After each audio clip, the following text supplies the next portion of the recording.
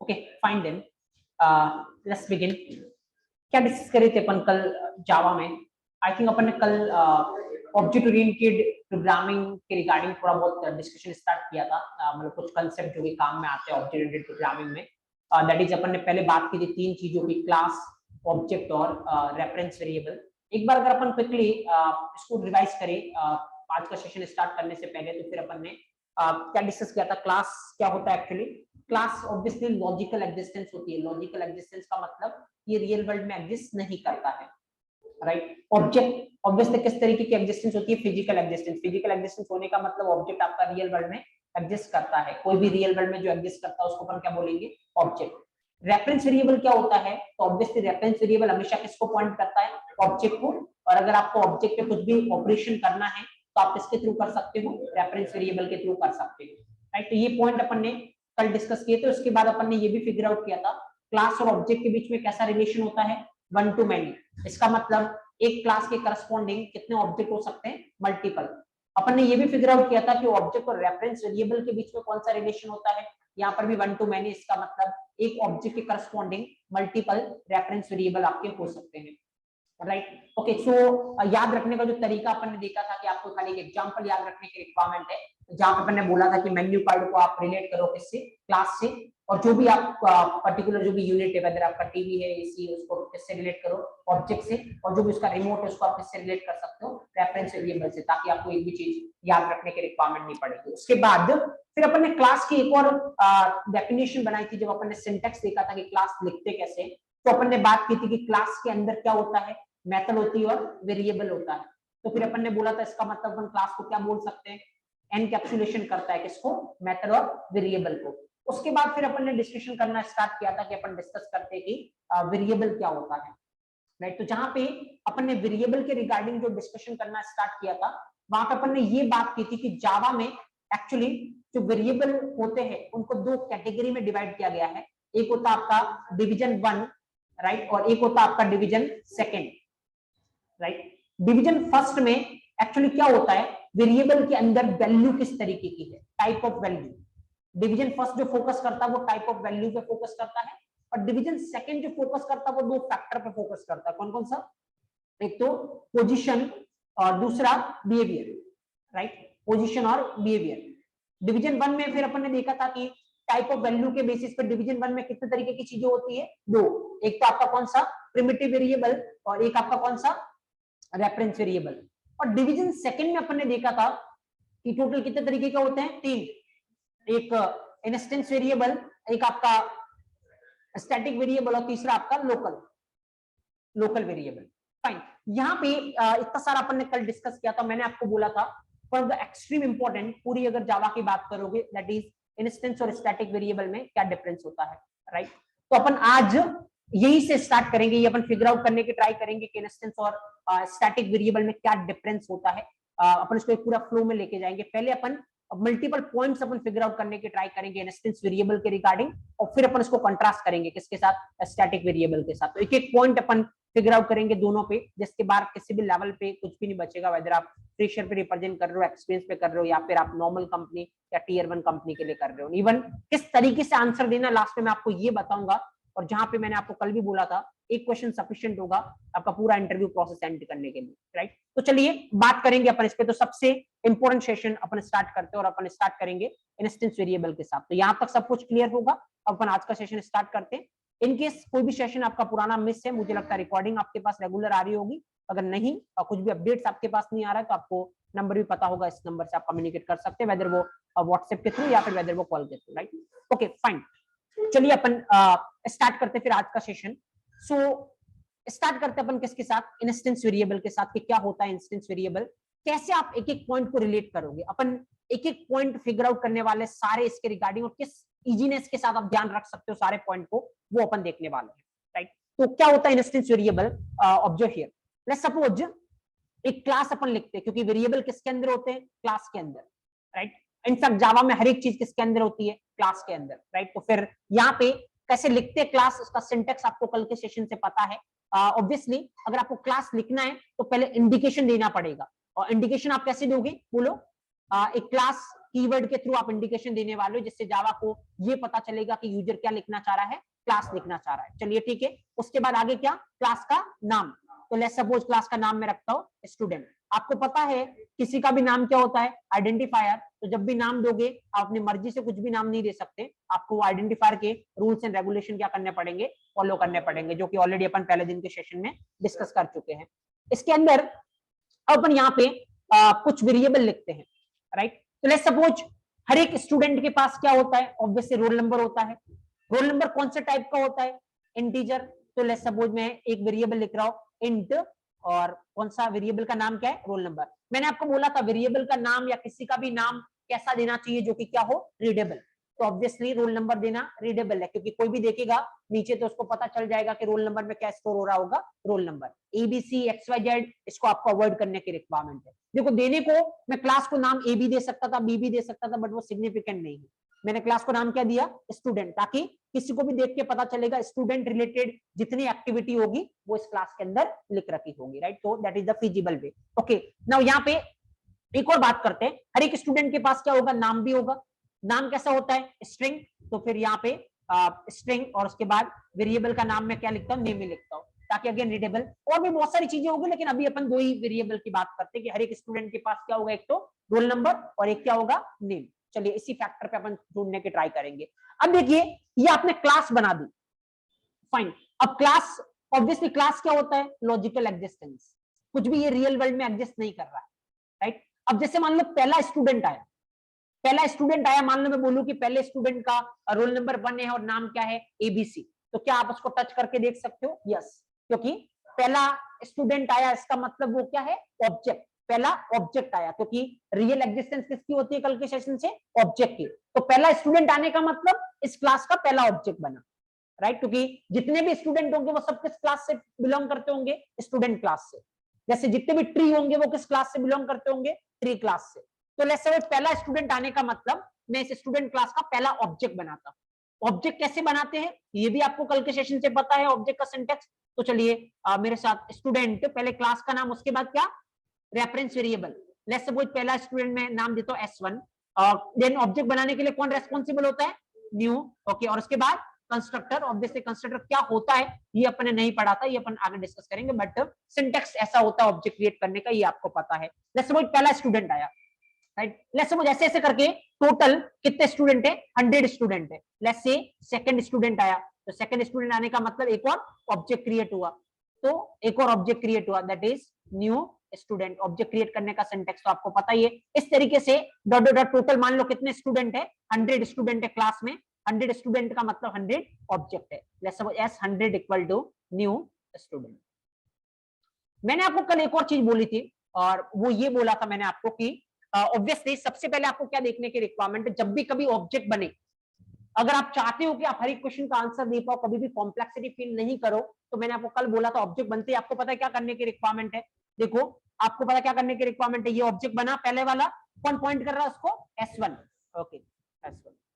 Similarly ये एक object बना, दूसरे वाला कौन पॉइंट कर रहा है उसको, S2। एंड सिमिलरली ये एक ऑब्जेक्ट बना और लास्ट वाला कौन पॉइंट कर रहा है इसको, S100। टोटल कितने ऑब्जेक्ट है यहाँ पे, 100 ऑब्जेक्ट। मतलब टोटल कितने स्टूडेंट है क्लास में, 100 स्टूडेंट, क्योंकि हर एक स्टूडेंट क्या होता है, ऑब्जेक्ट। क्योंकि किसी भी स्टूडेंट को मैं टच करके देख सकता हूँ, लेकिन स्टूडेंट किसी का नाम नहीं होता, इसलिए स्टूडेंट क्या होता है, क्लास। ऑलरेडी इस पे कल अपन डिस्कस कर चुके हैं। अब मेरा क्वेश्चन बहुत सिंपल सा है। लेट्स सपोज पहले वाला स्टूडेंट होगा, उसके पास भी क्या होगा, रोल नंबर होगा, और उसके पास भी क्या होगा, नेम होगा। दूसरे स्टूडेंट के पास भी रोल नंबर है, दूसरे स्टूडेंट के पास भी नेम है, और लास्ट स्टूडेंट के पास भी रोल नंबर होगा, नेम होगा। मेरा क्वेश्चन आपसे बहुत सिंपल है, और क्वेश्चन मेरा ये है आपसे कि हर एक स्टूडेंट के पास रोल नंबर और नेम होगा, इतना तो कंफर्म है। और क्वेश्चन ये है कि क्या हर एक स्टूडेंट का रोल नंबर और नेम सेम होगा या अलग अलग होगा।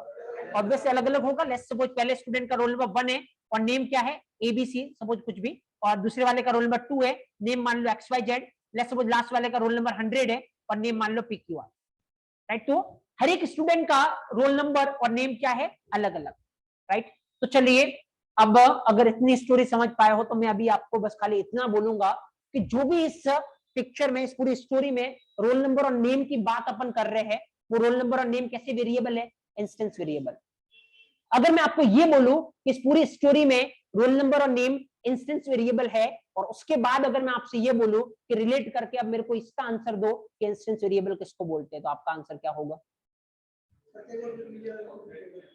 ऐसे वेरिएबल, देखो यहां पे देखना, ऐसे वेरिएबल जिनकी वैल्यू हर एक ऑब्जेक्ट के लिए अलग अलग हो, राइट? ऐसे वेरिएबल को अपने को क्या बनाना चाहिए? Instance variable.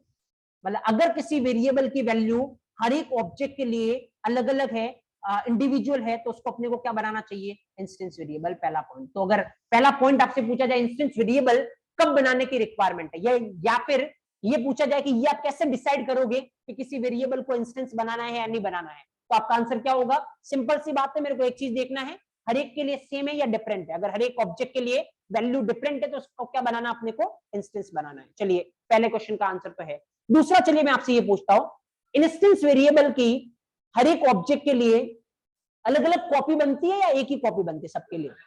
ऑब्वियसली हर एक ऑब्जेक्ट के लिए क्या बनेगी? अलग अलग कॉपी, क्योंकि लेट्स से पहले वाले को रोल नंबर में क्या डालना है? अपना रोल नंबर। दूसरे वाले को रोल नंबर में क्या डालना है? अपना रोल नंबर। और लास्ट वाले को रोल नंबर में क्या डालना है? अपना रोल नंबर।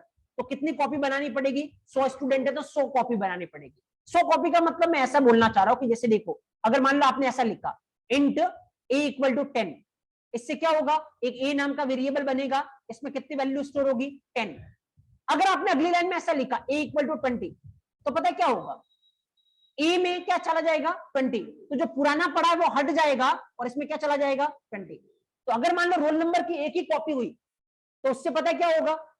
ऑब्वियसली अगर रोल नंबर की एक ही कॉपी हुई तो फिर पहले वाला उसमें अपना रोल नंबर डालेगा, जब दूसरे वाला डालेगा तो पहले वाले का हट जाएगा, जब तीसरे वाले का डालेगा तो दूसरे वाले का हट जाएगा। तो लास्ट में ओनली किसका रहने वाला है? लास्ट वाले का। बाकी सबके तो हट जाएंगे, क्योंकि एक वेरिएबल एक टाइम पे कितनी वैल्यू को होल्ड कर सकता है? एक ही वैल्यू को होल्ड कर सकता है, मल्टीपल वैल्यू को होल्ड नहीं कर सकता। अगर आप उससे दूसरी वैल्यू रखने को बोलोगे तो वो रख तो लेगा, लेकिन पुराने वाली को क्या कर देगा? हटा देगा। तो क्या यहाँ पे आपको ऐसा करना है कि पुरानी नहीं रखता जाए और पुरानी को हटाता जाए? नहीं, क्योंकि ऐसा करेगा तो लास्ट में जाते जाते पहले वाले को तो पता ही नहीं उसका रोल नंबर क्या है, दूसरे वाले को पता ही नहीं होगा उसका रोल नंबर क्या है।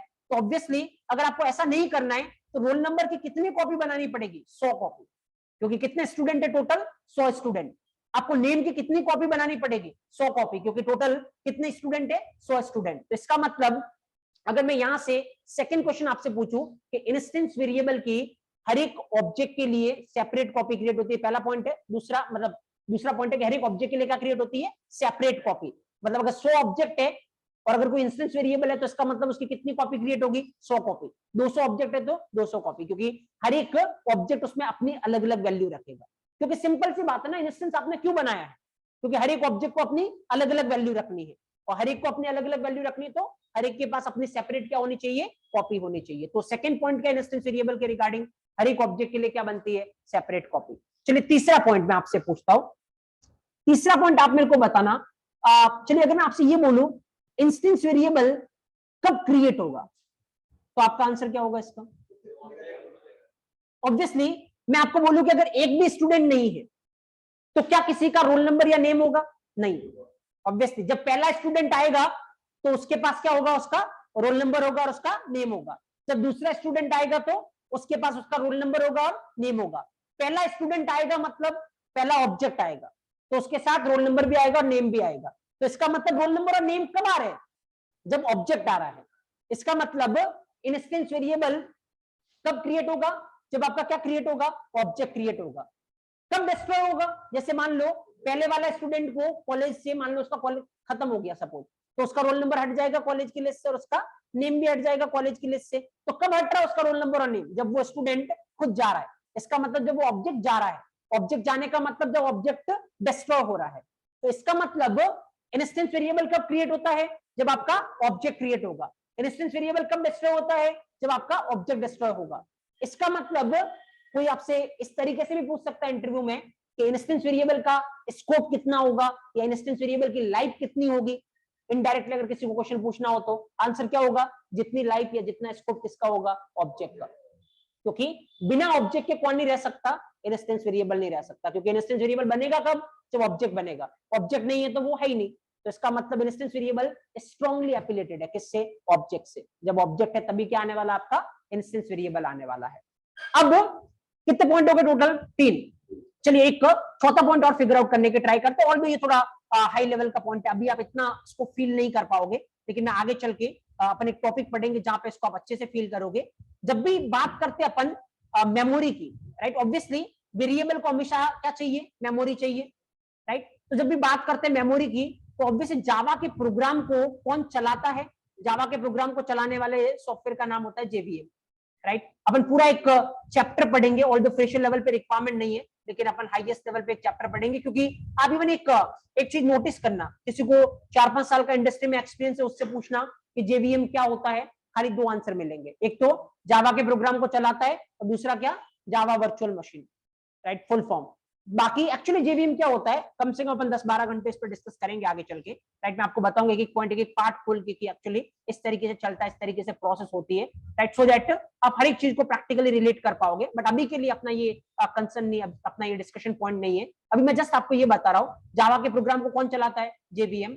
और जेवीएम ऑब्वियसली प्रोग्राम को चलाता है, तो कुछ कुछ चीजें बीच में इसको क्या करना पड़ रहा होगा, स्टोर करनी पड़ रही होगी, और कुछ कुछ चीजें स्टोर करनी पड़ रही होती है, तो स्टोर करने के लिए क्या चाहिए होता है, मेमोरी। तो जेवीएम में एग्जैक्टली 5 तरीके की मेमोरी होती है, अभी खाली मैं आपको नाम बता रहा हूं। एक मेमोरी होती है हीप एरिया होता है, एक होता है आपका मेथड एरिया, राइट, एक होता है आपका स्टैक एरिया, राइट, एक होता है आपका पीसी रजिस्टर, और एक होता है आपका native method stack. Fine, total 5 तरीके के मेमोरी एरिया होते हैं। बस जस्ट मैं आपको यहाँ पे इसलिए ये बता रहा हूं अभी कि मेरे को ये एक और पॉइंट यहाँ पे साथ में ही कवर करना है कि इंस्टेंस वेरिएबल, ऑब्वियसली क्या चाहिए, वेरिएबल को मेमोरी चाहिए, तो इंस्टेंस वेरिएबल इन 5 में से किसी ना किसी एरिया में क्या हो रहा होगा, स्टोर हो रहा होगा।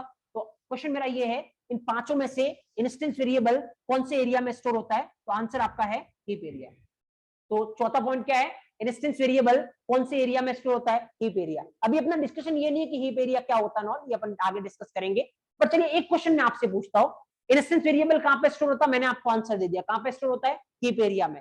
अगर मैं आपसे क्वेश्चन पूछूं ऑब्जेक्ट कहां पे स्टोर होता है, आपका आंसर क्या होगा, ऑब्वियसली आपको पता है इंस्टेंस वेरिएबल किसके साथ आता है, ऑब्जेक्ट के साथ। बिना ऑब्जेक्ट के इंस्टेंस वेरिएबल आ सकता है क्या, नहीं।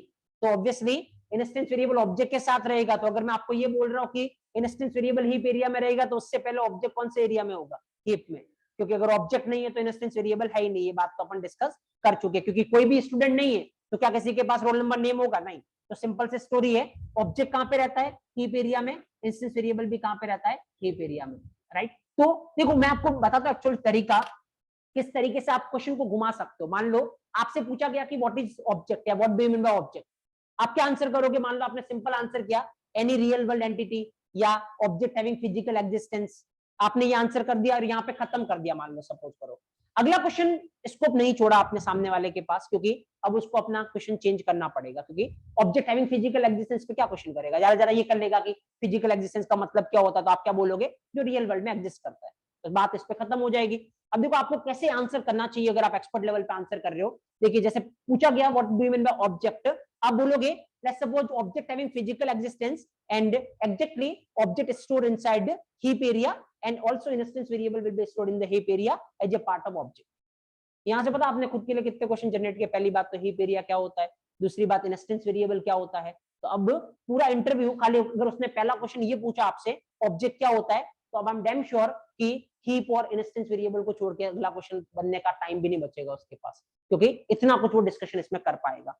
अब देखो उसका इंटेंशन हो सकता था कि दूसरा क्वेश्चन आपसे कुछ और पूछना है, बट पहले क्वेश्चन पे आपने पूरा गेम घुमा दिया अपनी तरफ की। अब हीप और इंस्टेंस वेरिएबल पे वो पूरा कुछ चलाने वाला आपका। तो जस्ट मैंने जैसा आपको पहले दिन बोला था, सामने वाले का रोल खाली पहले क्वेश्चन पे कि वो आपसे पहला क्वेश्चन कौन सा पूछेगा, उसके बाद आपके आंसर डिफाइन करेंगे कि आपसे अगला क्वेश्चन कौन सा पूछा जाएगा। तो अब आपको किस तरीके से फ्रेम करने की रिक्वायरमेंट है, वो सोचने की रिक्वायरमेंट है आपको। इवन एक और स्ट्रेटेजी अपन फॉलो करने वाले हैं, तो हर एक टॉपिक जैसे ही खत्म होगा, जैसे अभी अपन पहला टॉपिक डिस्कस कर रहे हैं लैंग्वेज फंडामेंटल, जिसमें अपन ने पहला सब टॉपिक लिया आइडेंटिफायर, दूसरा सब टॉपिक अपन ने लिया है वेरिएबल, राइट। लैंग्वेज फंडामेंटल जैसे ही खत्म होगा, मैं आपको लिस्ट ऑफ क्वेश्चन दूंगा कि ये सारे क्वेश्चन है। वैसे क्वेश्चन तो आपको साथ साथ पता चलते जा ही रहे होंगे, मैं खाली बस क्वेश्चन फॉर्मेट में बना के दूंगा आपको, एंड देन मैं आपको टाइम दूंगा कि अब आपको फ्रेम करना है कि अगर आप रियल इंटरव्यू में होते तो इसका किस तरीके से आंसर करते, राइट। तो पूरा आप डॉक्यूमेंट फॉर्मेट में उसको बनाओगे। उसके बाद एग्जैक्टली 1-2 दिन का टाइम अपन कंज्यूम करेंगे, और उस टॉपिक के बाद मैं आपको बताऊंगा कि अगर आपकी जगह मैं इंटरव्यू में होता तो किस तरीके से आंसर देता।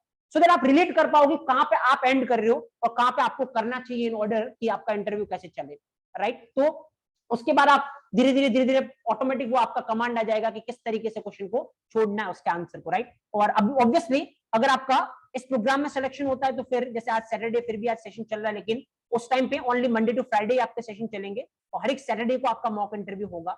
तो उस मॉक इंटरव्यू में यही सारी चीजें जज की जाएगी कि आप कहां पे लैग कर रहे हो, क्या कुछ चीजें हैं जहां पे आपको ज्यादा एफर्ट डालने की requirement and all, so that last तक जाते जाते जो 4 मंथ की आपकी जर्नी है तब तक एटलीस्ट आप 10 to 12 मॉक इंटरव्यू दे चुके होंगे। तो उसके बाद इंटरव्यू देना आपके लिए कोई नई बात होगी नहीं, राइट। हमेशा जो मैं आपको पहले दिन बोल रहा था प्रेशर होना एंड ऑल, कब होता है चीजों के रिगार्डिंग प्रेशर या कब डर लगता है, जब कोई काम अपन पहली बार करते हैं। बट जब कोई काम अपना रूटीन में हो जाता है तो उसमें डर नहीं लगता। मैं मोस्टली आप अपने लाइफ से एग्जांपल ले सकते हो। पहले दिन आप कॉलेज में जाते हो तो हो सकता है आपको डर लगता है सीनियर क्या पूछेंगे या फिर टीचर किस तरीके से इंटरेक्ट करेंगे, बट अभी आप कॉलेज जाते होंगे तो कुछ भी नहीं लगता क्योंकि ये आपके रूटीन में आ गया कि पिछले 1 साल से वही कर रहे हो, तो अभी क्या डर लगेगा, राइट। तो सेम चीज अगर किसी प्रोसेस को आपको डर निकालना, प्रेशर निकालना, तो उसको साइमल्टेनियसली करते जाए सो दैट आपको कभी लगेगा नहीं डर। तो ऑब्वियसली अपन इस तरीके से करने वाले, क्योंकि अभी मैं आपको बोल रहा हूँ कि हर एक क्वेश्चन आपको फ्रेम करना है, ऐसे छोड़ना है ताकि अगला क्वेश्चन जनरेट करे।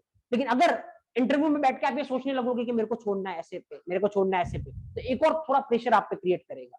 आप कुछ आंसर दे रहे होंगे, आपको लगेगा अरे मेरे को यहाँ छोड़ना है, मेरे को यहाँ छोड़ना है।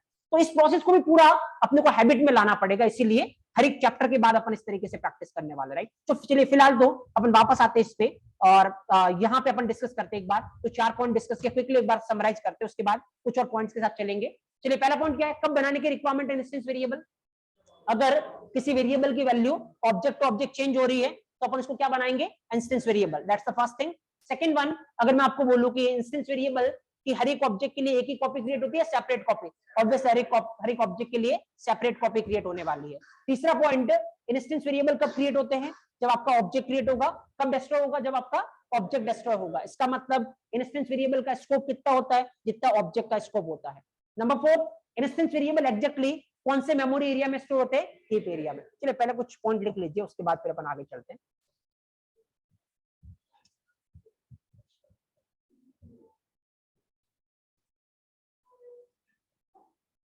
चलिए keep spreading instance variable and लिखिए इसके अंदर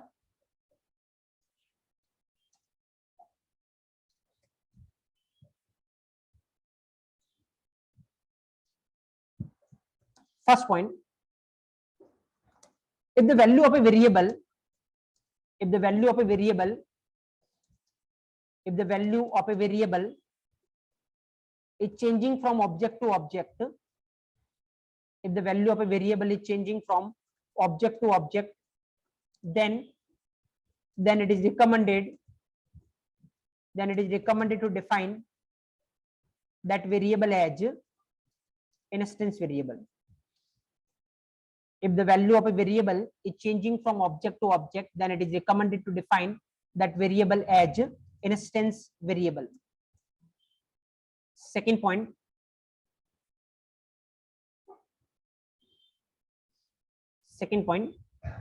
for every object a separate copy of instance variable, for every object a separate copy of instance variable will be created. For every object a separate copy of instance variable will be created. Number third point, instance variable will be created at the time of object creation. Instance variable will be created at the time of object creation, and it will be destroyed at the time of object destruction. It will be destroyed at the time of object destruction. That means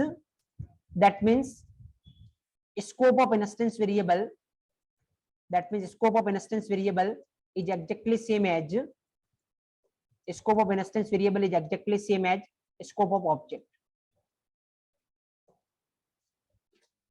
Instance variable will be created at the time of object creation, and it will be destroyed at the time of object destruction. That means scope of instance variable is exactly same as scope of object. Number fourth, instance variable will be stored, instance variable will be stored inside heap area. Instance variable will be stored inside heap area.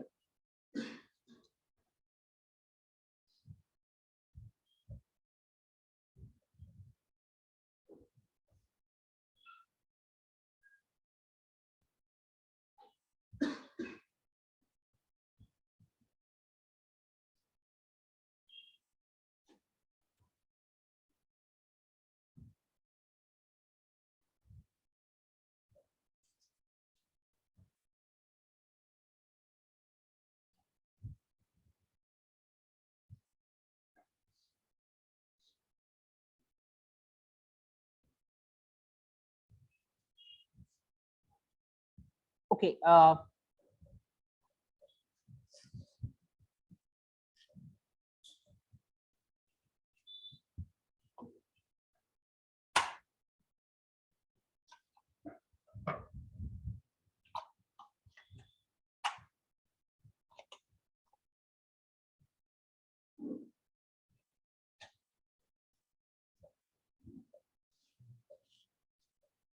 Okay now next points अपन और figure out करते हैं instance variable के regarding कि इन चार के अलावा और क्या पॉइंट्स है जो अपने को ध्यान में रखने हैं इंस्टेंस वेरिएबल के रिगार्डिंग।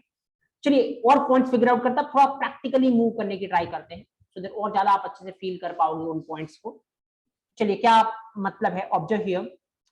चलिए अभी मैं कहाँ पे प्रोग्राम चला रहा हूँ या किस तरीके से प्रोग्राम को टाइप कर रहा हूँ या किस जगह पे टाइप कर रहा हूँ, इन चीजों को आपको सोचने की रिक्वायरमेंट नहीं है। अभी तो खाली आपको आउटपुट देखना है कि चीजें किस तरीके से चल रही है। लेटर ऑन मैं आपको एक एक स्टेप बताऊंगा, क्या आपको डाउनलोड करना पड़ेगा, किस तरीके से आपको इंस्टॉल करना पड़ेगा और कहाँ पे आपको प्रोग्राम टाइप करना है। फिलहाल जस्ट मैं यहाँ पे प्रोग्राम टाइप कर रहा हूँ, आपको ऑब्जर्व करना है। अभी उन चीजों के रिगार्डिंग आपको सोचने की रिक्वायरमेंट नहीं है। Just wait for a while.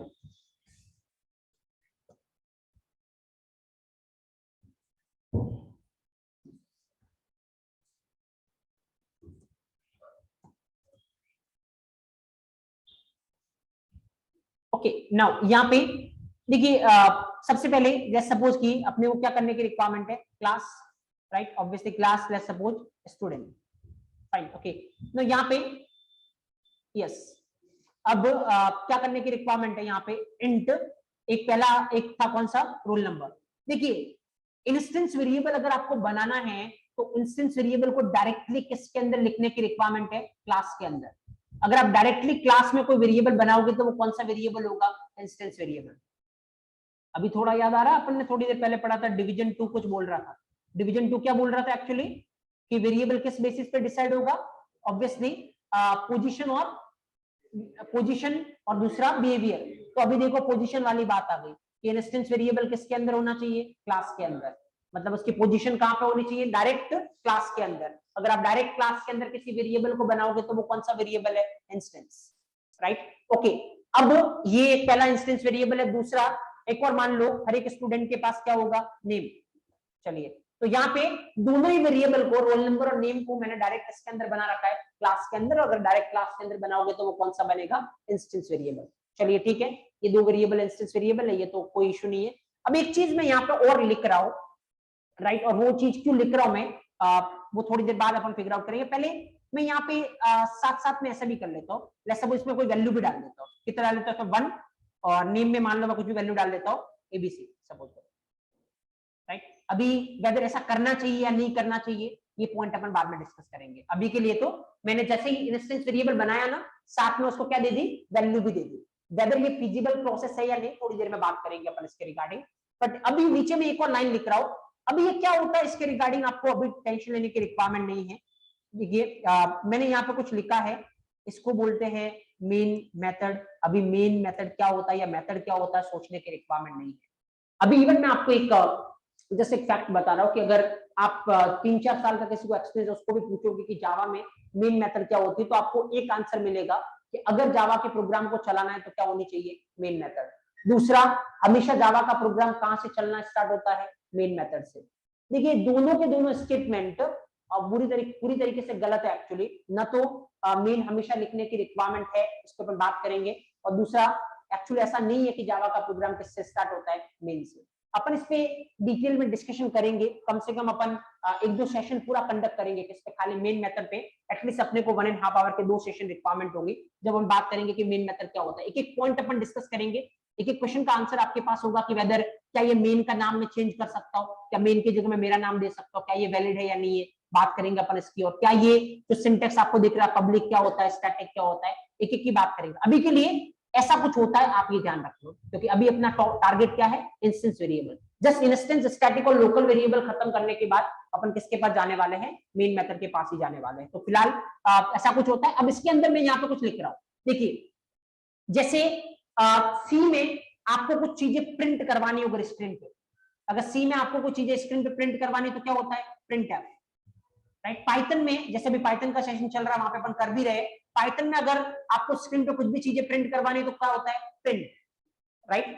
तो अब जावा में अगर आपको स्क्रीन पे कुछ भी चीज प्रिंट करवानी है तो अगेन एक चीज होता है यहाँ पे, मैं अभी के लिए जस्ट यहाँ पे कुछ लिख रहा हूं, राइट। अभी आपको मैं ये बोल रहा हूं कि इसमें भी ये सिस्टम क्या है, ये आउट क्या है, ये प्रिंटलन क्या है, अभी इसके रिगार्डिंग नहीं सोचे, अभी खाली इतना सोचे कि इसके अंदर कुछ भी लिखोगे वो स्क्रीन पे क्या हो जाएगा, प्रिंट हो जाएगा, सिंपल, राइट। इसके अंदर कुछ भी लिखोगे वो स्क्रीन पे प्रिंट हो जाएगा। लेकिन इस पे भी अपन डिटेल डिस्कशन करेंगे, एक एक पॉइंट, सिस्टम क्या होता है, आउट क्या होता है, प्रिंटलन क्या होता है, क्योंकि इस पे भी पूरा आपका इंटरव्यू चल सकता है, ये इतना क्रिटिकल है। तो अभी फिलहाल मैं खाली इतना सा स्टेटमेंट देके छोड़ रहा हूं कि मेन मेथड, कुछ मेथड होता है, क्या होता है बाद में डिस्कस करेंगे, और दूसरा जावा में अगर कुछ भी प्रिंट करवाना है तो आपको ये लाइन लिखनी है, राइट। बाकी अपन डिटेल डिस्कस करेंगे इसको। चलिए अब फिलहाल मैं क्या करता हूँ, जैसे सपोज करो मैंने यहाँ पे क्या लिखा, इसके अंदर मान लो मैंने लिखा 10, अगर मैंने मान लो इसके अंदर 10 लिखा, अगर इस प्रोग्राम को मैं चलाऊंगा आउटपुट क्या होगा, देखिए अभी के लिए जब तक अपन मेन मेथड नहीं पढ़ते, आप भी ऐसा ही माने कि जावा का प्रोग्राम कहां से चलना स्टार्ट होता है, मेन मेथड से।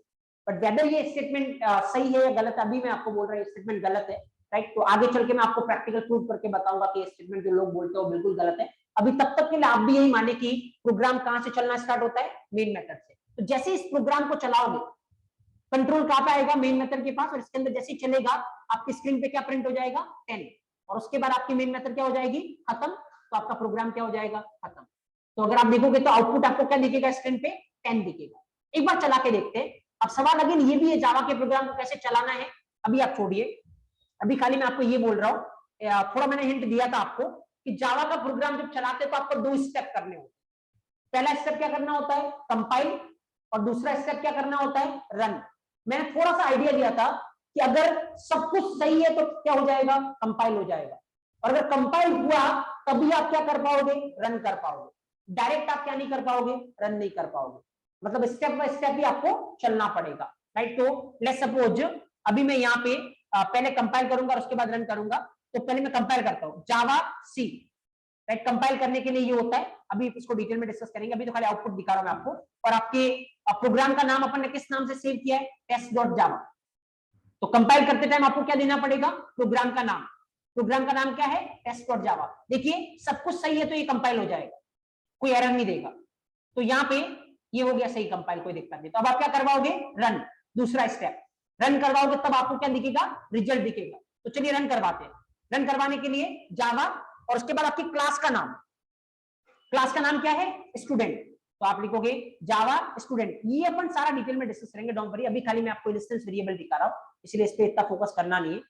अभी आपका आउटपुट क्या दिख रहा है स्क्रीन पे, 10, राइट, जो कि अपने को दिखना चाहिए। इसका मतलब जावा का प्रोग्राम जैसे ही चलना स्टार्ट हुआ, इसके अंदर आया और इसके अंदर आया, तो इसके अंदर जो भी लिखोगे वो क्या हो जाएगा, स्क्रीन पे प्रिंट। तो आपका 10 प्रिंट हो गया, उसके बाद आपका ये मेन खत्म हो गया, और खत्म हो गया तो आपका प्रोग्राम भी खत्म हो गया। तो स्क्रीन पे आपको क्या दिख रहा है, 10। चलिए अब मैं आपसे बहुत सिंपल सा क्वेश्चन पूछता हूं, अगर मैं यहां पे लिखूं रोल नंबर, राइट, चलिए बहुत बेसिक है, क्या प्रिंट होगा आपकी स्क्रीन पे, ऑब्वियसली रोल नंबर में कितना वैल्यू पड़ा है। देखो जावा का प्रोग्राम जब चलना स्टार्ट होगा तो चलिए यहाँ इसके अंदर आया, इसके अंदर आया, क्या प्रिंट करवा रहे हो आप, रोल नंबर। तो रोल नंबर में जो वैल्यू पड़ी है वो क्या हो जाएगी, प्रिंट, और रोल नंबर में कितनी वैल्यू पड़ी है, 1। तो जब ये प्रोग्राम चलेगा क्या प्रिंट होने वाला है, 1। तो एक बार इसको चला के देखते हैं कि जब ये प्रोग्राम चलेगा तो कितना प्रिंट होगा, 1। Just observe here. एक बार पहले क्या करते हैं, कंपाइल। तो ये कंपाइल करने का लॉजिक था। अब जैसे ही आप कंपाइल करोगे ना तो ऑब्वियसली क्या आएगी, एरर। ये कंपाइल होने ही नहीं वाला, तो रन तो होने का सवाल ही नहीं आता। देखिए यहाँ पे एक एरर आपका वेट कर रहा होगा। ठीक है, थोड़ी देर में वेदर आज या कल के सेशन में इवन मैं आपको ये भी बताऊंगा कि एग्जैक्टली आप ये कैसे पता कर सकते हो कि कौन सी एरर आने वाली है। ये भी कोई बड़ा काम नहीं है। अगर आपको इंटरनल प्रोसेस पता हो तो खाली आप इतना नहीं बता पाओगे कि एरर आएगी या नहीं, आप ये भी बता पाओगे एरर आएगी और एग्जैक्टली ये वाली एरर आने वाली है, राइट। तो अगर आप किसी इंटरव्यू रूम में अगर एग्जैक्टली एरर भी बताओगे, बहुत अच्छा इंप्रेशन जाने वाला, क्योंकि एग्जैक्ट एरर बताने का मतलब इंटरनल क्या प्रोसेस फॉलो कर रहा है आपका सिस्टम, वो भी आपको पता है। मतलब एक एक चीज पूरी तरीके से आपने रिलेट कर रखी है, तो कैसे निकालना है वो अपन बाद में मैं आपको बताऊंगा। अभी भी देखो एरर आ रही है, क्या आप मेरे को बता सकते हो एरर क्यों आ रही है? रोल नंबर में कितना है 1, तो प्रिंट होना चाहिए था 1। ये फिर लाइन नंबर 7 पे एरर क्यों दे रहा, क्या दिक्कत? चलिए, रोल नंबर कौन सा वेरिएबल है? इंस्टेंस वेरिएबल, इतना तो आपको पता है, राइट। अभी जो अभी थ्योरेटिकली आपने 3-4 पॉइंट लिखे ना, एक बार उसके पास जाओ। इंस्टेंस वेरिएबल कब क्रिएट होता है? जब ऑब्जेक्ट क्रिएट होगा। क्या इस पूरी स्टोरी में कहीं भी आपने ऑब्जेक्ट बनाया है? नहीं, क्योंकि ऑब्जेक्ट बनाने का सिंटेक्स तो आपको पता है, वैसा कहीं अपन ने लिख रखा है? नहीं। अगर ऑब्जेक्ट नहीं बनाओगे तो क्या आपका इंस्टेंस वेरिएबल बनेगा? नहीं। और जब इंस्टेंस वेरिएबल बनेगा ही नहीं, मतलब जब आपका रोल नंबर बना ही नहीं है, तो क्या आप उसको यूज कर सकते हो? नहीं। तो ऑब्वियसली आप यूज कर रहे हो, इसलिए क्या आ रही है, एरर आ रही है। तो इसका मतलब पहले क्या बनाना पड़ेगा? ऑब्जेक्ट बनाना पड़ेगा। चलते अपन किसके पास? ऑब्जेक्ट के पास। देखिए यहाँ पे मैं बना रहा object, let's suppose student s1 equal to new student. Okay, मैंने बनाया ऑब्जेक्ट और अब मैं लाइन नंबर 8 पे क्या प्रिंट करवाने की ट्राई कर रहा हूं? Roll number. चलिए अब बताइए क्या आउटपुट आएगा। देखिए अभी भी स्टोरी में कुछ भी चेंज नहीं होगा, क्योंकि अभी भी अगर आप जाके देखोगे ना तो एरर ही आने वाली है। अगेन रीजन क्या है, इस पे अपन जाएंगे। अभी भी देखो एरर बिल्कुल सेम ही होने वाली है। जो एरर आपको ऊपर दिख रही है वो की वो एरर आपको क्या दिख रही है, नीचे दिख रही है। चलिए पहले ही तो ठीक था, आपने बोला कि ऑब्जेक्ट नहीं बनाया। ऑब्जेक्ट नहीं बनाओगे तो क्या नहीं बनेगा, इंस्टेंस वेरिएबल नहीं बनेगा। और अगर नहीं बनेगा और आप यूज करने की ट्राई करोगे तो क्या आएगी, एरर। लेकिन अब तो मैंने लाइन नंबर 7 पे ऑब्जेक्ट भी बना दिया, फिर भी ये एरर दे रहा है। देखिए अब मैं आपको थोड़ा इसको सोल्व करना बताता हूं। जब भी इंस्टेंस स्टैटिक वेरिएबल पे क्वेश्चन आए ना, आपके हाथ अब इस तरीके से चलने चाहिए। देखिए अभी के लिए प्रोग्राम मेन से स्टार्ट होगा, यही मानते हैं। तो जैसे इस लाइन पे आएगा, क्या हो रहा है, यहाँ से स्टूडेंट क्लास का ऑब्जेक्ट बन रहा है। तो इमीडिएटली आप स्टूडेंट क्लास का ऑब्जेक्ट बनाइए। कौन पॉइंट कर रहा है उसको, S1। ठीक है, ओके। देखो ऑब्जेक्ट बनते ही सबसे पहले आपको क्या देखना है, कौन सी क्लास का ऑब्जेक्ट बना, स्टूडेंट क्लास का। आपको जाना है स्टूडेंट क्लास के अंदर, क्या देखना है, क्या स्टूडेंट क्लास के अंदर कोई इंस्टेंस वेरिएबल है? हाँ, कितने इंस्टेंस वेरिएबल है, 2। दोनों की कॉपी बनेगी, क्योंकि इतना आपको पता ना ऑब्जेक्ट क्रिएट होते हैं किसकी कॉपी बनती है, ऑब्वियसली इंस्टेंस वेरिएबल की। रोल नंबर में वैल्यू कितनी डाल रखी आपने, 1। नेम में क्या डाल रखा आपने, ABC। ये हुआ किस लाइन से, लाइन नंबर 7 से। अगेन मैं बता देता हूं, जब भी ऑब्जेक्ट क्रिएट होगा आपको ऐसी स्ट्रक्चर बनानी है। अब आपको थोड़ा फील आ रहा होगा, कल मैंने आपको बोला था ना आपको ऐसी स्ट्रक्चर बनानी है, तो कल आपको लग सकता है इसका क्या सेंस है, बट आज आपको सेंस लग रहा होगा, क्योंकि ऐसा बनाओगे तो आप एग्जैक्टली पता कर पाओगे कौन सा इंस्टेंस वेरिएबल इसके साथ है। तो क्वेश्चन सॉल्व करते टाइम आपको वो कॉम्प्लेक्सिटी फील नहीं होगी। तो यहाँ पे ऑब्जेक्ट बना, कौन पॉइंट कर रहा है, S1। ऑब्जेक्ट बनते ही आपको देखना है कौन सी क्लास का ऑब्जेक्ट बना, स्टूडेंट क्लास का। तो आपको जाना है स्टूडेंट क्लास के अंदर, आपको देखना है स्टूडेंट क्लास के अंदर कोई इंस्टेंस वेरिएबल है, यस। तो जितने इंस्टेंस वेरिएबल उसकी क्या बनने वाली है, कॉपी बनने वाली है।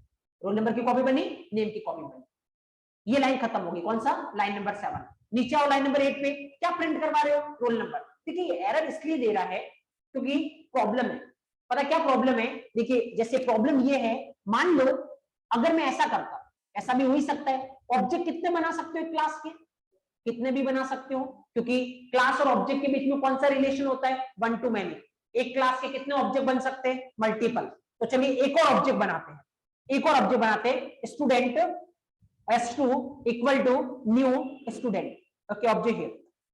अब एक बार फॉलो करते हैं, लाइन नंबर 7 अपन ने फॉलो कर ली थी। लाइन नंबर 7 खत्म होने के बाद लाइन नंबर 8 पे जाओ, एक और स्टूडेंट क्लास का ऑब्जेक्ट बना। चलिए एक और ऑब्जेक्ट बनाते हैं, कौन पॉइंट कर रहा है इसको, S2। कौन पॉइंट कर रहा है इसको, S2। ओके, ऑब्जेक्ट बनते ही क्या देखना आपको, कौन सी क्लास का ऑब्जेक्ट बना, स्टूडेंट क्लास का। जाओ आप स्टूडेंट क्लास के पास, क्या कोई इंस्टेंस वेरिएबल है स्टूडेंट क्लास के पास, यस। कितने इंस्टेंस वेरिएबल है? 2, दोनों की कॉपी बनने वाली। पहली कॉपी बनेगी रोल नंबर की, वैल्यू कितने इसमें? 1। दूसरी कॉपी बनेगी नेम की, वैल्यू कितने इसमें? ABC। ओके, उसके बाद ये लाइन खत्म। अब नीचे आओ, रोल नंबर। अब देखो, अभी वैसे मैंने यहाँ पे वैल्यू दी है, इसलिए पता है क्या हो रहा है, दोनों के लिए रोल नंबर क्या है? सेम है। दोनों के लिए नेम भी क्या है? सेम है। ऐसा नहीं होगा ऑब्वियसली, क्योंकि अगर ऐसा होता तो अपन इंस्टेंस बनाते ही नहीं, क्योंकि इंस्टेंस का पहला पॉइंट क्या था? अगर किसी वेरिएबल की value object to object change हो रही है तो उसको क्या बनाओगे? इंस्टेंस। अभी तो मैंने ऐसे ही समझाने के लिए यहीं पे लिख दिया, इसलिए दोनों में नाम और रोल नंबर क्या हो रहा है? सेम। बट अभी अपन अलग अलग करेंगे। तो मान लो अगर ये अलग अलग होता, आपने लिखा रोल नंबर, अब किसका रोल नंबर? पहले वाले का, दूसरे वाले का? There is no information. ऐसे ऐसे मान लो कितने ऑब्जेक्ट हो सकते, कितने भी हो सकते। मान लो 100 ऑब्जेक्ट होते, आपने सीधा लिखा रोल नंबर, किसका रोल नंबर? पहले वाले का, दूसरे वाले का, तीसरे वाले का? There is no information. क्योंकि यहां पे आप समझो, अगर डायरेक्ट में रोल नंबर प्रिंट करवाओ, कौन सा आएगा भाई? क्योंकि पहले वाले के पास 1 है, दूसरे वाले के पास 2 है, इसके पास 100 है, तो इसके पास इंफॉर्मेशन तो है ही नहीं कि किसका रोल नंबर आप मांग रहे हो। तो आपको इंफॉर्मेशन बतानी पड़ेगी। वो कैसे बताओगे?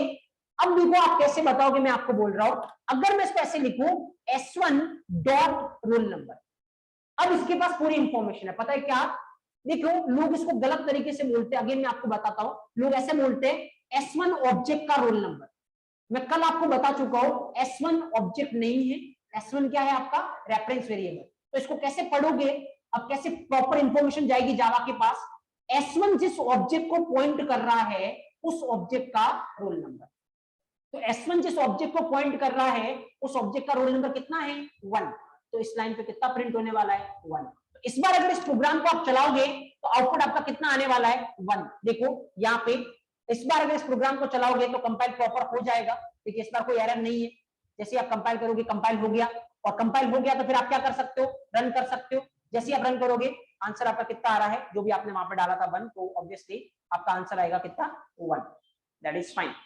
तो इसका मतलब एक पॉइंट जो और निकल के आ रहा है, देखिए 2 पॉइंट यहां से निकल के आ रहे हैं।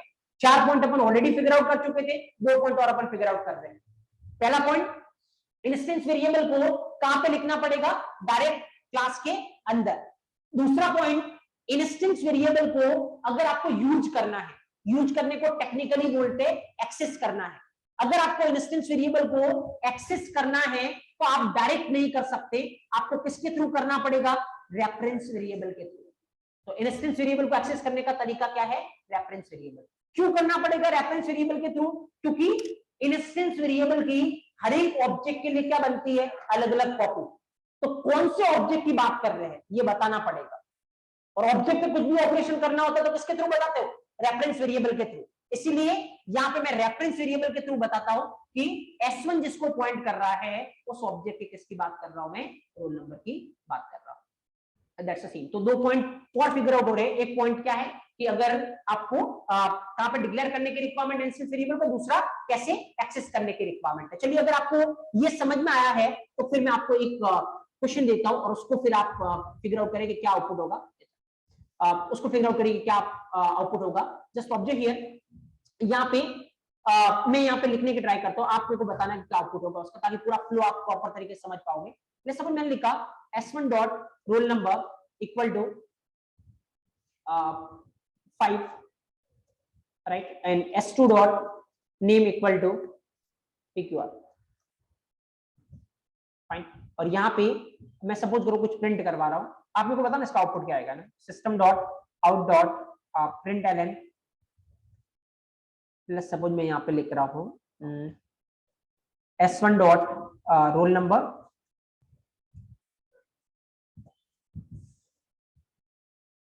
फाइन। मैं सपोज यहाँ पे लिख रहा हूँ S1 डॉट नेम, मैं यहाँ पे लिख रहा हूँ S2 dot roll number and S2 dot name. चलिए, ये प्रोग्राम है आपके सामने। एक बार आप बताइए, प्रॉपर डायग्राम बनाइए, मेरे को आउटपुट से मतलब नहीं है, आपका डायग्राम प्रॉपर होना चाहिए, क्योंकि अभी तो आप आउटपुट बता पाओगे, लेकिन मैं थोड़ा सा इसको कॉम्प्लेक्स करूंगा तो प्रॉब्लम होगी आपको, अगर आप प्रॉपर तरीके से डायग्राम से रिलेट नहीं कर पा रहे हो। तो इसलिए आउटपुट से ज्यादा मेरे लिए मैटर करता है डायग्राम। तो प्रॉपर डायग्राम बनाइए और मेरे को बताइए कि इसका आउटपुट क्या होगा, सो दैट पूरी तरीके से अभी क्लियर होने वाला है। उसके बाद एक दो एग्जांपल और, जैसे इसको अपन स्टैटिक के साथ रिलेट करेंगे, उसके बाद मैं आपको बता सकता हूँ पूरी डैम श्योर के साथ कि एक्चुअली आप किसी भी लेवल के इंटरव्यू में जाओगे तो इंस्टेंस और स्टैटिक का कोई क्वेश्चन गलत होने का कोई चांस नहीं, भले आप टॉप मोस्ट इंटरव्यू में जाओ या फिर आप टॉप मोस्ट एग्जाम जो ऑरेकल सर्टिफिकेशन होता है उसमें अटेंड करो, कोई क्वेश्चन ऐसा होगा नहीं जिसका आंसर आपके पास नहीं हो। तो प्रॉपर डायग्राम बनाइए और उसके साथ फिर मेरे को बताइए कि आउटपुट क्या होगा।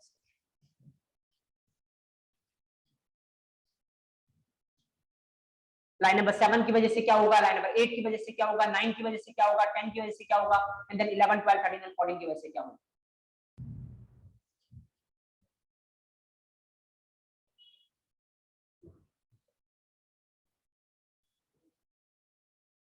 Just wait.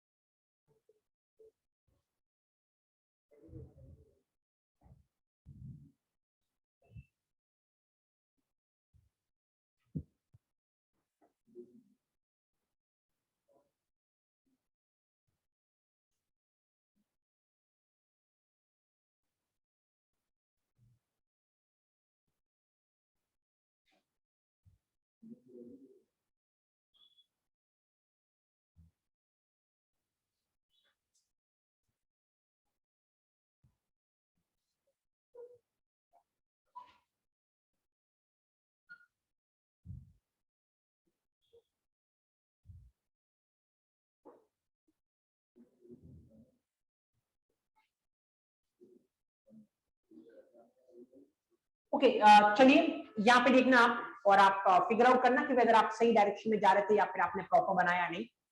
चलिए सबसे पहले मेन से स्टार्ट होगा तो अपन लाइन नंबर 7 पे आते हैं। लाइन नंबर 7 पे क्या है, एक स्टूडेंट का ऑब्जेक्ट बन रहा है, उसको कौन पॉइंट कर रहा है, S1 पॉइंट कर रहा है। तो चलिए मैं यहाँ पे जैसे ही ऑब्जेक्ट बनेगा इमीडिएटली मेरे हैंड्स इस तरीके चलने चाहिए, तो यहाँ पे इसको S1 पॉइंट कर रहा है। चलिए ठीक है, उसके बाद मेरे को क्या देखना है, किसका ऑब्जेक्ट बना है, स्टूडेंट क्लास का। तो क्या स्टूडेंट क्लास के अंदर कोई इंस्टेंस वेरिएबल है, हाँ दो इंस्टेंस वेरिएबल है, कौन सा, रोल नंबर और नेम। दोनों की क्या बनने वाली, यहाँ पे कॉपी बनने वाली। तो रोल नंबर की कॉपी बनेगी जिसमें वैल्यू कितनी डाल रखी है स्टार्टिंग में 1, और एक नेम की कॉपी बनेगी जिसमें वैल्यू अपन ने कितनी डाल रखी है ABC। Okay fine. उसके बाद ये लाइन खत्म हो गई, लाइन नंबर 7। अब आते हैं लाइन नंबर 8 पे, एक और ऑब्जेक्ट बन रहा है स्टूडेंट क्लास का, जिसको कौन पॉइंट कर रहा है, S2 पॉइंट कर रहा है, जिसको S2 पॉइंट कर रहा है। ऑब्जेक्ट बनते ही अगेन अपने को देखने की रिक्वायरमेंट है, किसका ऑब्जेक्ट बना है, स्टूडेंट क्लास का। तो अपने को जाना है स्टूडेंट क्लास में, देखना है क्या कोई इंस्टेंस वेरिएबल है क्या स्टूडेंट क्लास में, यस, कौन सा, रोल नंबर और नेम। अगेन कॉपी बनाओ, यहाँ पे ये बनी रोल नंबर की कॉपी, ये बना नेम की कॉपी। रोल नंबर में कितना इनिशियल में 1 और नेम में इनिशियल में कितना है ABC। चलिए ठीक है, ये तो हो गया लाइन नंबर 8 तक। अब लाइन नंबर 9 पे आते हैं। S1 जिसको पॉइंट कर रहा है उसके रोल नंबर में वैल्यू कितनी डालनी है 5। तो S1 जिसको पॉइंट कर रहा है उसके रोल नंबर में जो पहले वैल्यू पड़ी है वो हट जाएगी, क्योंकि आपको पता है एक वेरिएबल एक टाइम पे कितनी वैल्यू को रख सकता है, 1। तो जो पहले पड़ी है वो हट जाएगा और उसकी जगह पे कितना आ जाएगा 5। ठीक है, नाउ S2 जिसको पॉइंट कर रहा है उसके नेम में देखिए, यहाँ पे लाइन नंबर 9 पे एक बात और सोच सकते हो आप, S1 जिसको पॉइंट कर रहा है उसके रोल नंबर में वैल्यू आपने कितनी कर दी 5। देखिए S2 के रोल नंबर को फर्क नहीं पड़ा, क्यों नहीं पड़ रहा है, क्योंकि दोनों के पास सेपरेट कॉपी है। अगर एक कॉपी होती ना तो एक ने चेंज करने की ट्राई की होती तो दूसरे को भी क्या पड़ता, फर्क पड़ता। इसीलिए हर एक ऑब्जेक्ट के पास अलग अलग कॉपी होती है इंस्टेंस वेरिएबल, क्योंकि हर एक ऑब्जेक्ट को अलग अलग वैल्यू चाहिए। अब यहाँ पे देखो S2 डॉट नेम, S2 जिसको पॉइंट कर रहा है उसके नेम में आपको क्या करना है PQR। तो S2 के नेम में पहले क्या पड़ा है ABC, अब वो हट के कितना हो जाएगा PQR। देखिए S1 के नेम को कोई फर्क नहीं पड़ा, because again separate copy, right. Okay, now अब लाइन नंबर 11 पे आते हैं। S1 जिसको पॉइंट कर रहा है उसके रोल नंबर को प्रिंट करवाना। तो S1 का रोल नंबर कितना है 5, तो कितना प्रिंट होने वाला है 5। S1 जिसको पॉइंट कर रहा है उसका नेम प्रिंट करवाना है। S1 का नेम कितना है ABC, क्या प्रिंट होने वाला है ABC। S2 जिसको पॉइंट कर रहा है उसके रोल नंबर को प्रिंट करवाना है। S2 का रोल नंबर कितना है 1। S2 जिसको पॉइंट कर रहा है उसके नाम को प्रिंट करवाना है। S2 का नाम कितना है PQR। उसके बाद ये प्रोग्राम खत्म। तो ये आउटपुट है, but that doesn't matter, actually ये रिप्रेजेंटेशन हो रहा है। तो यहाँ पे 5 ABC 1 PQR। एक बार देखते हैं इस तरीके का कुछ आउटपुट अपने को दिखता है या नहीं। Okay, just observe here. अगर इसको चलाने की ट्राई करें, कंपाइलेशन फाइन है, कोई एरर है नहीं अपने पास, तो अपन चला सकते हैं। तो जैसे चलाओगे 5 ABC 1 and PQR. So that's the same किस तरीके से एक्चुअली ये प्रोग्राम चल रहा है, राइट? तो प्रॉपर तरीके से आप रिलेट करें अभी, क्योंकि जस्ट अपन खाली क्या देख रहे हैं, इंस्टेंस वेरिएबल। तो ओनली ये जो क्वेश्चन है वो किससे रिलेटेड है, इंस्टेंस वेरिएबल से। जैसे ही अपन स्टैटिक वेरिएबल देखेंगे, मैं दोनों को कंबाइन करके आपको क्वेश्चन दूंगा, तो वहां पे थोड़ा और आपको एक्स्ट्रा सोचना पड़ेगा, लेकिन प्रोसेस यही फॉलो करने की रिक्वायरमेंट। अगर आप इस तरीके से प्रॉपर अप्रोच के साथ जाओगे तो कोई क्वेश्चन गलत होने का कोई चांस नहीं है। चलिए, जैसे अपन स्टैटिक पढ़ेंगे, अपन मिक्स करके भी देखेंगे और आप बहुत इजीली कर पाओगे इसको। पहले कुछ पॉइंट लिख लो, उसके बाद और कुछ पॉइंट्स अपन फिगर आउट करते हैं। नेक्स्ट फिफ्थ पॉइंट लिखिए आप, फिफ्थ पॉइंट लिखिए, we need to define instance variable, we need to define instance variable directly inside, we need to define instance variable directly inside the class, we need to define instance variable directly inside the class.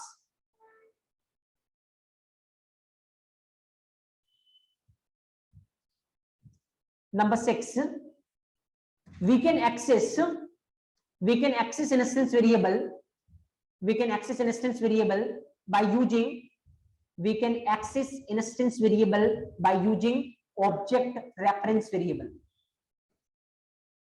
by using object reference variable, we can access instance variable by using object reference variable.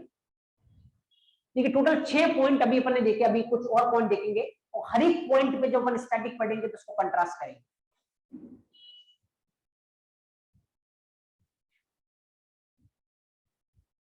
We can access instance variable by using object reference variable.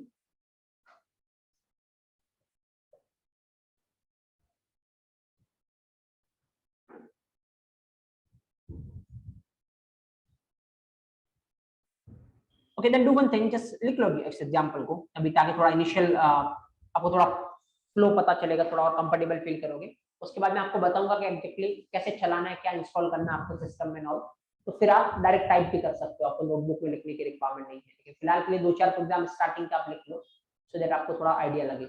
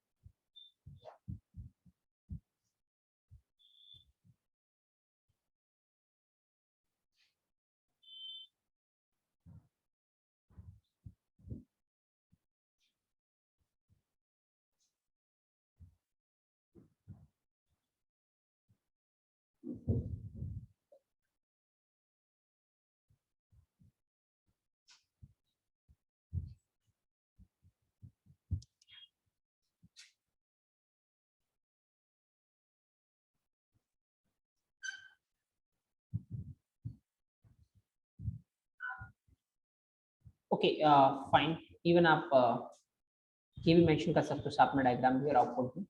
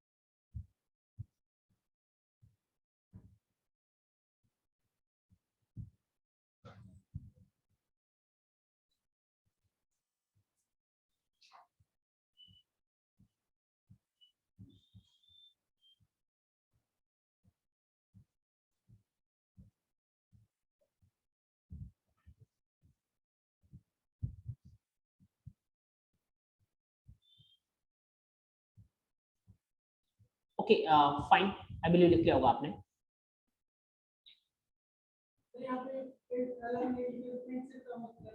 हो सकता है, बाद में देखेंगे अपन। Print Elon से ऐसा हो रहा है ना कि जैसे 5 होने के बाद अगला एबीसी नया लाइन में क्यों आ रहा है, वो इससे आ रहा है एलन से। तो आप प्रिंट लिखोगे तो सारा एक ही लाइन में आएगा। तो ये आगे चल के अपन डिस्कस करेंगे।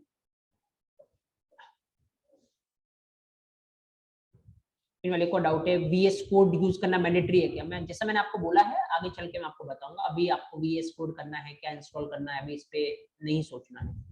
आप कोई वीएस कोड यूज करना मैंडेटरी नहीं है, कोई सा भी एडिटर यूज कर सकते हो। कौन सा एडिटर ज्यादा अच्छा रहेगा वो मैं आपको बताऊंगा।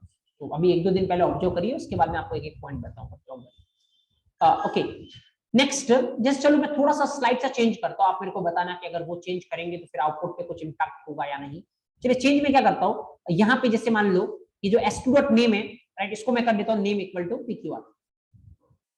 फाइन, अगर बाकी कुछ भी चेंज नहीं किया मैंने, बाकी सब कुछ as it is same program है, राइट।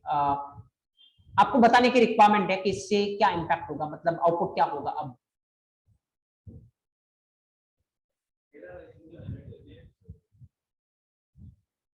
सिंपल, जो लाइन नंबर 10 पे s2 डॉट नेम था उसका मैं s2 हटा चुका हूँ, खाली मैंने उसको रखा नेम इक्वल टू pqr।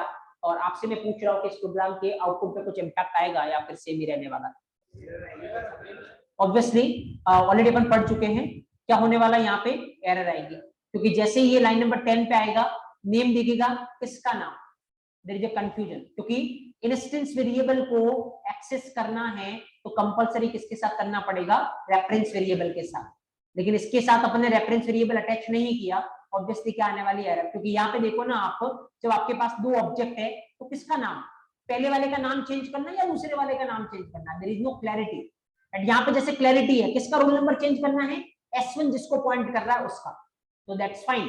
यहाँ पे किसका नाम चेंज करना है, there is no clarity. Obviously line number 10 आपको क्या देने वाला है, एरर देने वाला है, that is not possible. Make sure कि अगर आपको इंस्टेंस वेरिएबल को एक्सेस करना है कंपलसरी क्या करना पड़ेगा, रेफरेंस वेरिएबल यूज करना पड़ेगा, जैसे देखो सब जगह मैंने किया है। यहाँ पे s1 dot s1 dot s2 dot s2 dot s1 dot, तो देखिए यहाँ पे अगर चलाने की ट्राई करोगे ना, लाइन नंबर 10 पे आपके लिए एरर आने वाली है। जिसको you'll see line number 10 will going to throw the error, right. ये आपको बोलेगा कि ये पॉसिबल नहीं है, क्योंकि इसको पता ही नहीं चल रहा नाम किसका है, क्योंकि इंस्टेंस वेरिएबल को जब भी एक्सेस करोगे किसके साथ करोगे, रेफरेंस वेरिएबल के थ्रू। आप इसको ऐसे भी फील कर सकते हैं, इंस्टेंस वेरिएबल किससे रिलेटेड होते हैं, ऑब्जेक्ट से, राइट। और ऑब्जेक्ट से अगर रिलेटेड होते हैं तो ऑब्जेक्ट पे कुछ भी ऑपरेशन करना तो आप कैसे करते हो, रेफरेंस वेरिएबल के थ्रू। तो फिर आपको कंपलसरी क्या चाहिए, यहाँ पे रेफरेंस वेरिएबल। नहीं लिखोगे तो क्या आने वाली है, एरर। जब अपन स्टैटिक वेरिएबल पढ़ेंगे तो वहां पे मैं आपको बताऊंगा कि बहुत सारे तरीके होते हैं, क्योंकि स्टैटिक वेरिएबल किससे रिलेटेड नहीं होगा, ऑब्जेक्ट से रिलेटेड नहीं होगा। जब हम पढ़ेंगे तो बात करेंगे। चलिए फिलहाल एक और पॉइंट पे अपन डिस्कशन करते हैं, राइट। एक और पॉइंट क्या है, जस्ट ऑब्जर्व हियर, जैसे सपोज करो, अगर मान लो मैंने ये लिखा है ना, सपोज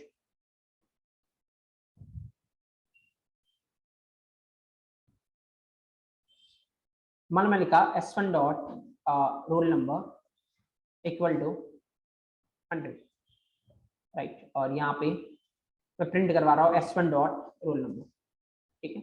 और यहाँ पे मैं ये इक्वल टू 1 जो है वो हटा देता हूँ।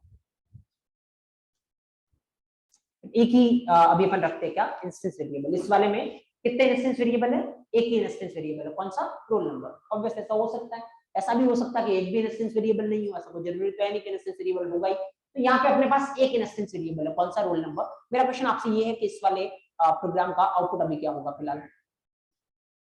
What is the output.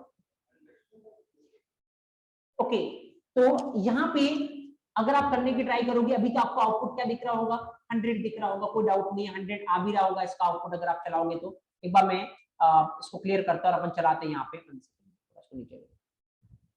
Okay, यहाँ पे अपन कंपाइल करते हैं, तो कंपाइलेशन इज सक्सेसफुल क्योंकि कोई एरर है नहीं, और कंपाइलेशन सक्सेसफुल है तो आप रन कर पाओगे, और जैसे आप रन कर पाओगे तो आउटपुट आपको क्या दिख रहा है, 100 दिख रहा है। आपने प्रेडिक्ट भी 100 किया होगा, कोई डाउट मेरे को है नहीं। बट अगर सपोज मैं यहाँ से इस वाली लाइन को हटा देता हूँ, राइट, अब अगर मैं आपसे पूछूं कि लाइन नंबर 7 पे आउटपुट क्या होगा, राइट, तो ऑब्वियसली क्योंकि लाइन नंबर 7 पे आप क्या करने की ट्राई कर रहे हो, रोल नंबर को प्रिंट करने की ट्राई कर रहे हो, राइट, और ऑब्वियसली रोल नंबर को कोई भी वैल्यू नहीं दे रखी है। जब आपने कोई भी वैल्यू नहीं दे रखी है तो क्या आप प्रिंट करवा सकते हो, नहीं। और अगर आप करवाने की ट्राई करोगे तो लाइन नंबर 7 पे क्या आने वाली है, एरर। तो एक बार अपन चला के देखते हैं, तो बिल्कुल सही चलेगा, कोई एरर नहीं आएगी। देखो चल रहा है बिल्कुल यहाँ पे, और जब आउटपुट प्रिंट होने की बात आएगी तो ये प्रिंट करेगा कितना, 0। देखिए कितना प्रिंट कर रहा है ये, 0। ऐसा क्यों हो रहा है, अब मैं एक और पॉइंट बताता हूँ, एक और पॉइंट अपन फिगर आउट करते हैं। देखिए अगर कभी भी, अब ऐसा नहीं है कि हमेशा 0 ही आएगी।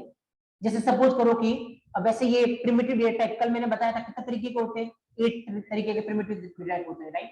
अपन आगे चल के पढ़ेंगे इनको, बट सपोज ये रोल नंबर फ्लोट टाइप का है। एक बार मैं इसको कंपाइल करता हूँ, दैट इज फाइन, और यहाँ पे आपको क्या दिखेगा, 0.0। तो ऐसा जरूरी नहीं कि हमेशा क्या आएगा, 0 ही आएगा। तो एक पॉइंट में यहाँ पे क्या बताता हूँ आपको, अगर आपने इंस्टेंस वेरिएबल को कुछ भी वैल्यू नहीं दी तो ऑब्वियसली ऑटोमेटिक वैल्यू कौन प्रोवाइड करवाएगा, आपका जेवीएम प्रोग्राम जब चलाएगा तो ऑटोमेटिक इंस्टेंस वेरिएबल को क्या प्रोवाइड करवाएगा, वैल्यू। और कौन सी वैल्यू प्रोवाइड करवाएगा, डिफॉल्ट वैल्यू। डिफॉल्ट वैल्यू का मतलब ये डिपेंड करेगा किस पे, डेटा टाइप पे।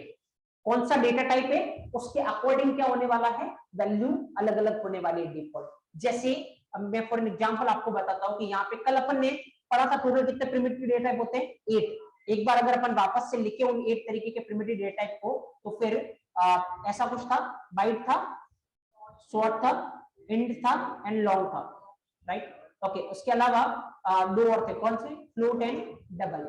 ओके, इसके अलावा एक आपका था बुलियन और एक आपका क्या था, कैर। ओके, ठीक है।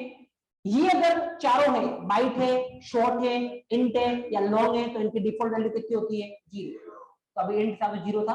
फ्लोट और डबल अगर है तो डिफॉल्ट वैल्यू कितनी होती है, 0.0। बुलियन अगर है तो डिफॉल्ट वैल्यू कितनी होगी, फॉल्स। और अगर कैर है तो डिफॉल्ट वैल्यू क्या होगी, स्पेस, राइट। तो ये डिफॉल्ट वैल्यू इस तरीके से डिपेंड करती है। ऑब्वियसली अपन इनको जब डिटेल में डिस्कस करेंगे तो मैं बताऊंगा कैसा क्यों होता है जब हम प्रिमिटिव पढ़ेंगे। बट अभी के लिए अपन इंस्टेंस वेरिएबल पढ़ रहे हैं, तो यहाँ पे मैं आपको एक पॉइंट बता रहा हूँ कि अगर इंस्टेंस वेरिएबल में आप वैल्यू नहीं डालोगे तो ऑटोमेटिक कौन वैल्यू डालता है, जेवीएम, राइट। जैसे अगर अपन इसका फ्लो देखें, अभी जो अपन ने लिखा था, अगर इसका फ्लो देखने की ट्राई करें तो व्हाट इज द फ्लो। जैसे ही अपन लाइन नंबर 6 पे आते हैं, क्या होने वाला है, एक स्टूडेंट क्लास का ऑब्जेक्ट बनेगा, कौन पॉइंट कर रहा है, S1। जैसे ही इसके बाद आपको क्या देखने की रिक्वायरमेंट है, किसका ऑब्जेक्ट बना, स्टूडेंट क्लास का।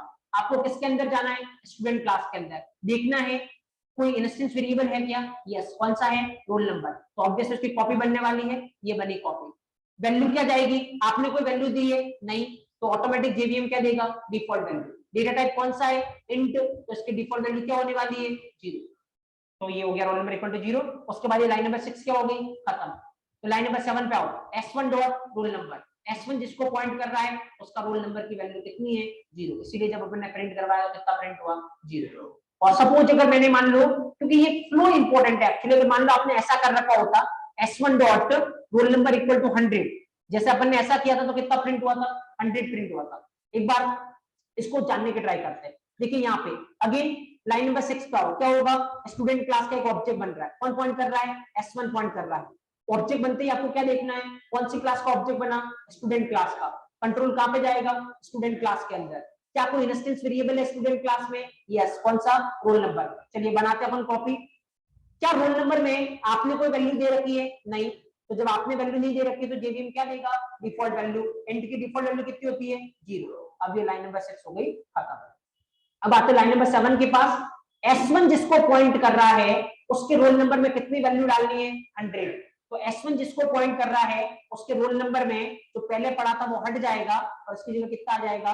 100, राइट। और अब उसके बाद जब नीचे आओगे S1 का रोल नंबर जब आप प्रिंट करवाओगे तो कितना प्रिंट होने वाला है? 100। तो बस ये बताने का पर्पज ये है कि जैसे मान लो मैं नॉर्मल इंटरव्यू में आपसे पूछता तो आपसे पूछता रिजल्ट क्या आएगा, तो आप क्या बोलते कितना रिजल्ट आएगा? 100, दैट इज जस्टिफाइड। तो अच्छे लेवल के इंटरव्यू मेरे को पूछना होता तो मैं आपसे पूछता अच्छा रिजल्ट क्या आएगा ये भी बताओ, और क्या कोई पुरानी वैल्यू चेंज हो रही है या फिर डायरेक्ट 100 आएगा? तो पुरानी वैल्यू चेंज हो रही है, पहले क्या आएगा? 0 और उसके बाद क्या आएगा? 100 आएगा, क्योंकि इंटरनल जब भी आप वैल्यू नहीं दोगे तो ऑटोमेटिक क्या जाने वाला है उसके पास? Default value. तो अब चलाओगे तो 100 आएगा, बट देन डायग्राम कुछ इस तरीके से होने वाला, राइट। चलिए सपोज अगर मैं ऐसे करता, आप बताना कि इस केस में क्या आउटपुट आएगा। जैसे अभी तो आउटपुट 100 है, थोड़ी देर पहले अपन ने पिक किया था। अब मान लो अगर इसको ऐसे करने की ट्राई करें कि ये लाइन को मैं यहाँ से हटा देता हूँ और इस लाइन को यहाँ से हटा के यहाँ पे डालता हूँ और उसके बाद इस लाइन को इसके नीचे एक बार फिर से। चलिए इस बार क्या आउटपुट आपको दिख रहा है, क्या आउटपुट आएगा इस बार अगर इसको चलाने की ट्राई करोगे? ऑब्वियसली राइट, कोई फिगर आउट करने की ज्यादा रिक्वायरमेंट है नहीं। लाइन नंबर 6 का होगे, स्टूडेंट क्लास का ऑब्जेक्ट बन रहा है, कौन पॉइंट कर रहा है? S1। ऑब्जेक्ट बनते ही इसका स्टूडेंट क्लास का ऑब्जेक्ट बना है, किसके पास जाना है? स्टूडेंट क्लास के पास। क्या कोई इंस्टेंस वेरिएबल है? यस। Roll number. क्या इसमें कोई वैल्यू आपने दे रखी है? नहीं। तो डिफॉल्ट वैल्यू कितनी? 0। अब उसके बाद नीचे लाइन में S1 dot roll number, S1 जिसको पॉइंट कर रहा है उसका रोल नंबर कितना है? 0। क्या प्रिंट होगा? 0। उसके बाद S1 जिसको पॉइंट कर रहा है उसके रोल नंबर में कितना डालना है? 100। तो ये 0 हट के यहाँ पे आ गया 100। अब नीचे S1 जिसको पॉइंट कर रहा है उसका रोल नंबर प्रिंट करवाना है, तो S1 का रोल नंबर कितना है? 100। तो इसका आउटपुट क्या होगा? 0 100। डायग्राम किस तरीके से चलेगा कुछ ऐसा, एक बार चला के देखते हैं। तो अल्टीमेटली मैं आपको ये बता रहा हूँ कि अगर आप वैल्यू नहीं दोगे तो कौन वैल्यू देगा? जेवीएम। कौन सी वैल्यू? Default, right. तो एक और पॉइंट देखिए यहाँ पे आउटपुट क्या आ रहा है, पहले आ रहा है 0 और उसके बाद क्या आ रहा है? 100, राइट। चलिए एक पॉइंट देखिए एक और।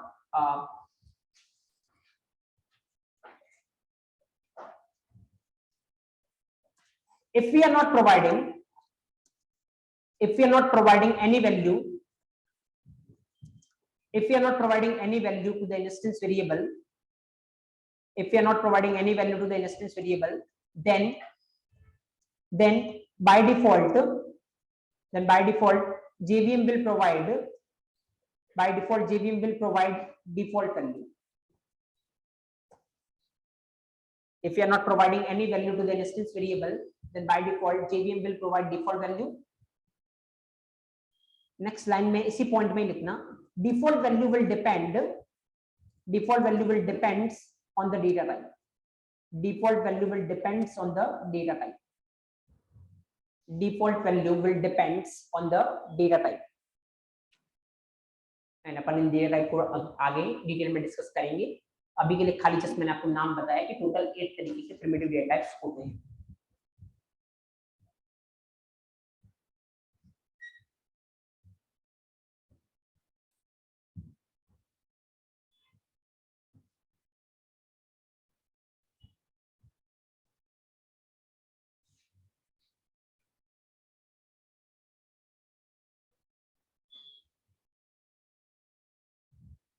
ठीक है, ये आप चाहो तो लिख लीजिए यहाँ से कि जैसे बाइट शॉर्ट एंड लॉन्ग होता तो डिफॉल्ट वैल्यू कितने? 0।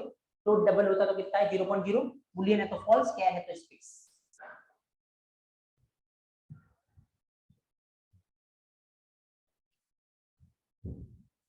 या मैं यहीं पे लिख लेता हूँ, आप यहाँ से लिख लीजिए बस। चलो लिख लीजिए इसे।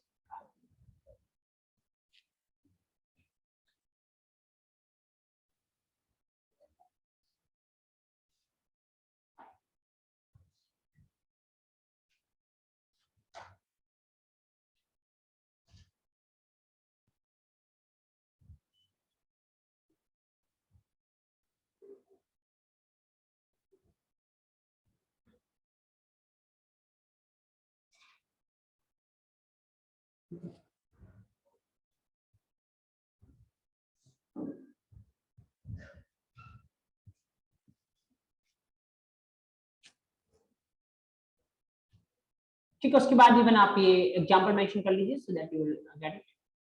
आप एग्जांपल लिख लीजिए विद प्रॉपर डायग्राम क्या कुछ आउटपुट आ रहा है।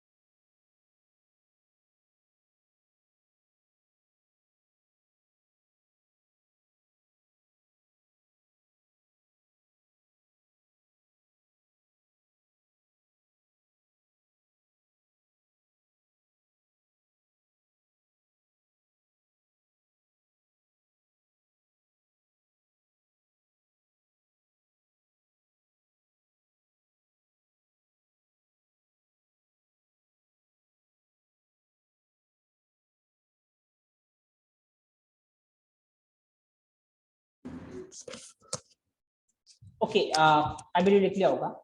चलिए एक और पॉइंट है, क्योंकि बहुत सारे इंटरव्यू में आपको इस तरीके से भी कंफ्यूज किया जा सकता है, जैसे कोई आपसे पूछे कि इंस्टेंस वेरिएबल क्या होता है, तो आपको पता है कि क्या आंसर देने की रिक्वायरमेंट है, बट किस बहुत सारे इंटरव्यू में आपसे ऐसा भी पूछा जा सकता है ऑब्जेक्ट लेवल वेरिएबल क्या होता है, आंसर सेम, राइट, क्योंकि इंस्टेंस वेरिएबल टोटली किससे रिलेटेड होता है, ऑब्जेक्ट से, इसीलिए बहुत सारे लोग इसको क्या बोलते हैं, ऑब्जेक्ट लेवल वेरिएबल भी बोलते हैं। तो अगर आपको ऑब्जेक्ट लेवल वेरिएबल बोला जाए या इंस्टेंस वेरिएबल बोला जाए, बात तो एक ही हो रही है, राइट। तो एक और पॉइंट मेंशन कर लीजिए आप, that is number 8, instance variable also known as instance variable also known as object level variable, instance variable also known as object level variable। तो कोई सा भी बोले, वेदर ऑब्जेक्ट लेवल वेरिएबल बोले या इंस्टेंस वेरिएबल बोले, बात एक ही।